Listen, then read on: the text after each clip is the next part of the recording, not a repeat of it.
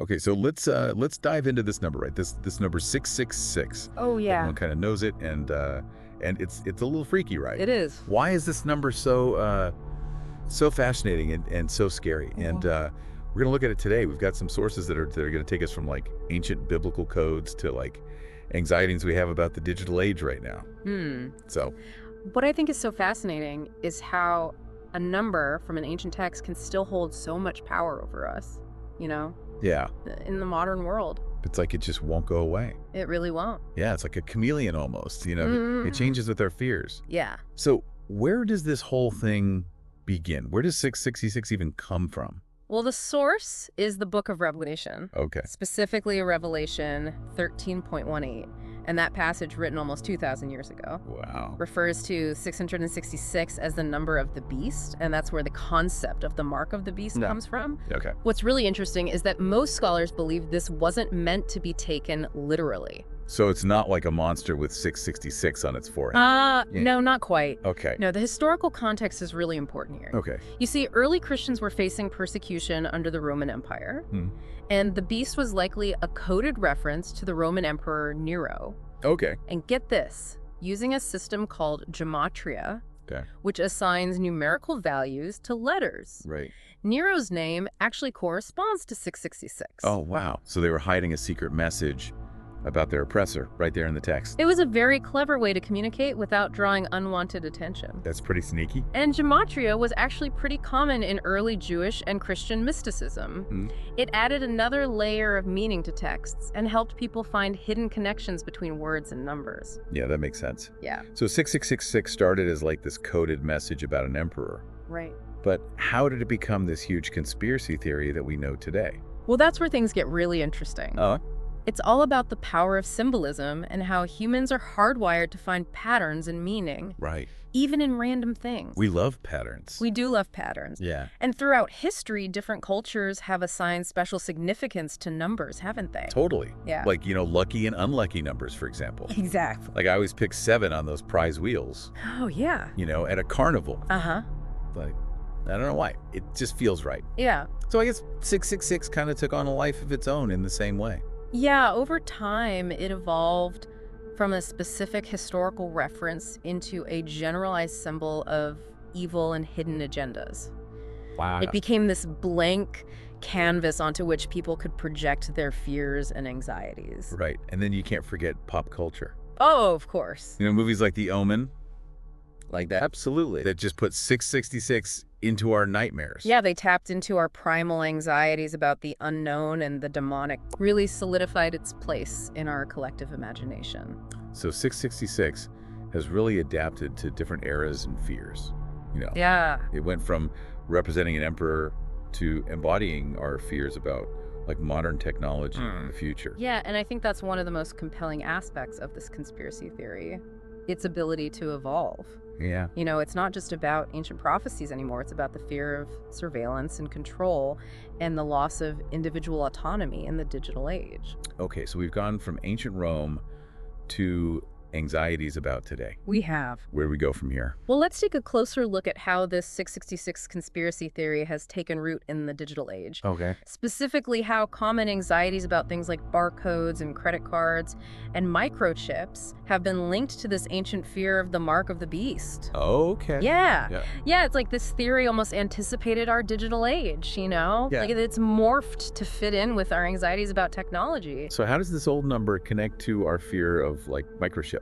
Well, for conspiracy theorists, you see these technologies represent potential tools for control and surveillance. Right. A way for powerful entities to track our every move and ultimately strip us of our freedom. It's that fear of being like constantly watched Yes. and manipulated. Exactly. I remember when microchip conspiracy theories first came out, Yeah. people were really scared about getting the mark of the beast, Right. like Yeah. implanted under their skin. It taps into that deep-seated anxiety about losing control, Oh, you know, right. becoming a puppet in Yeah. someone else's game. Yeah. And it's not just microchips. Right. Barcodes, credit cards, even our social media profiles. Oh, wow. All of these have been woven into the 666 narrative Okay. as potential tools for this hidden control. So it's basically like any technology that can track us or identify us, that becomes suspicious. Right. It's like Big Brother is watching us and using 66 as his calling card.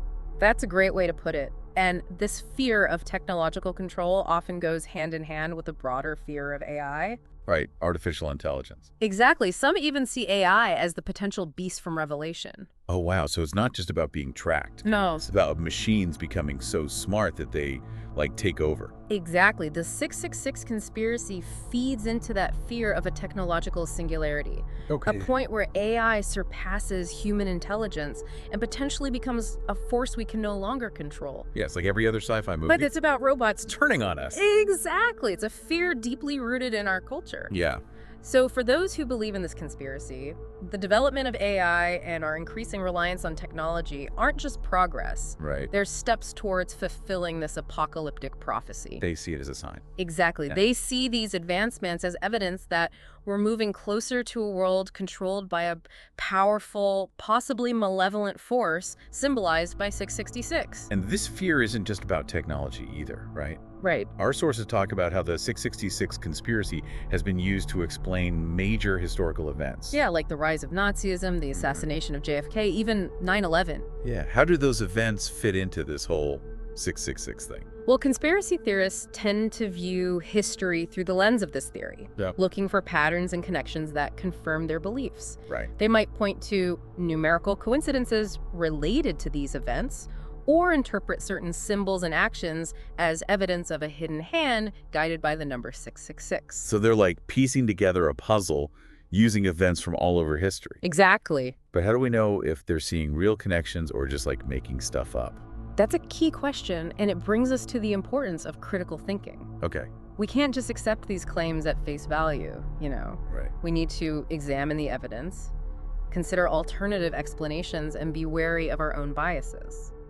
So you're saying that it's easy to get caught up in these stories. Oh, it is. But we have to remember that just because something is linked to 666, Yeah. it doesn't mean it's part of some evil plan. Exactly. And that's where the psychological aspect of conspiracy theories comes in. Why are we so drawn to these explanations even when they lack concrete evidence? Right. Our sources talked about our human desire for control and understanding, Yeah. especially in a world that feels chaotic. It's like we're searching for answers, Right. Trying to make sense of things that seem random or unfair. When we don't feel in control, Exactly. we look for answers. When the world feels unpredictable and confusing, conspiracy theories can offer a sense of order and explanation. And don't forget that feeling of being in the know. Oh, yeah. Like you've discovered a secret. Right, like you have this exclusive knowledge. And that could be really powerful. Absolutely. Especially in a world where information is everywhere. It makes you feel special.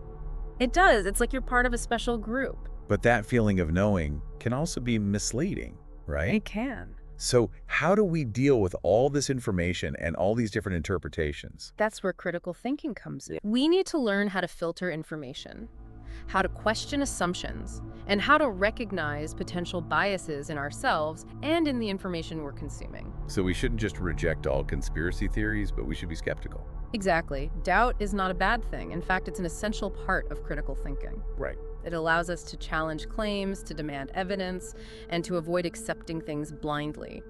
So when it comes to the 666 conspiracy, are there any warning signs we should be looking for? That's a great question and a perfect lead-in to the next part of our deep dive. Okay. Let's look at some common tactics used in conspiracy theories, like the selective use of data and the misinterpretation of sources. Okay, sounds good. Yeah, so one big red flag is the selective use of data, Conspiracy theorists often cherry-pick information that supports their theory, Right. and they ignore evidence that contradicts it. Okay. They might highlight certain events or numbers that seem to fit the 666 narrative, but they conveniently leave out the rest of the picture. So it's less about looking at everything objectively and more about proving what they already believe. Exactly. It's like they're building a puzzle, Right. but only using the pieces that fit the picture they have in mind, Right. And they just toss out the ones that don't fit. They're just ignoring those pieces. Exactly. Our sources also mention the misinterpretation of sources, Oh, yeah. especially with historical texts. Absolutely. Let's A classic example is taking quotes out of context, Right. or twisting the meaning of symbols to fit the 666 narrative. Yeah, the book of Revelation. Yes. With all its crazy imagery. Right. It seems really easy to manipulate. It is very susceptible to that kind of manipulation. So it's important to consider the context. Yes. like the history and culture surrounding these sources. Absolutely. Understanding the original intent and meaning behind these texts and symbols is crucial to avoid misinterpretations that can fuel these theories. But isn't there always going to be some level of like personal interpretation when it comes to these things? Like historical events or religious texts? Right. Where's the line between a valid interpretation and one that's like going too far? That's a great question, and that's where critical thinking and a healthy dose of skepticism come in. Right. We need to ask ourselves, what is the evidence for this claim? Is there another more plausible explanation? Right. Am I letting my own biases influence my interpretation? So it's all about being really careful about the information we consume. Yes, especially in today's world, Especially now. where misinformation can spread so quickly. It's like we need to have a conspiracy theory detector, you know, Yes, a filter to help us figure out what's real and what's not. that's a great analogy. And to do that, it seems like we need to understand why people believe in these theories. Exactly. Why are we so drawn to these explanations, even when there's no concrete evidence? We talked about this a bit earlier, Did it? but it's worth repeating. It is. Our sources said that these theories offer a sense of order Right. and control in a world that feels chaotic. They provide an illusion of certainty, Okay, even if it's based on shaky ground. so they simplify things, They do. give us easy answers, and point to clear villains. Exactly. They create a sense of us versus them, Right. which can be appealing, especially during uncertain times. And there's that feeling of being special. Oh, yes. Like you're in on a secret, Exactly. like most people don't know. It can be addictive. So how do we break free from that? Well, it starts with awareness, you know? Okay.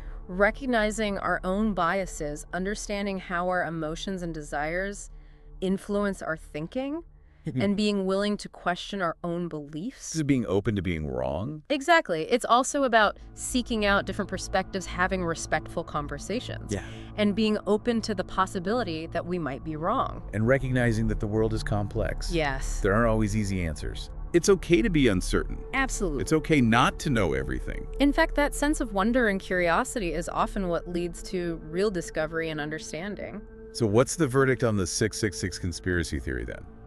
Well, it's complicated, Okay. but I think it's safe to say that while the theory itself might not be based in reality, Uh-huh.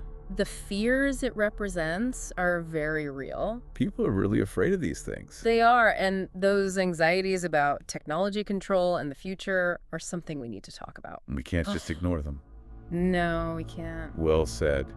Well, we've reached the end of our deep dive into the 666 conspiracy theory. We have. It's been a fascinating look at a theory that taps into some of our deepest fears and anxieties.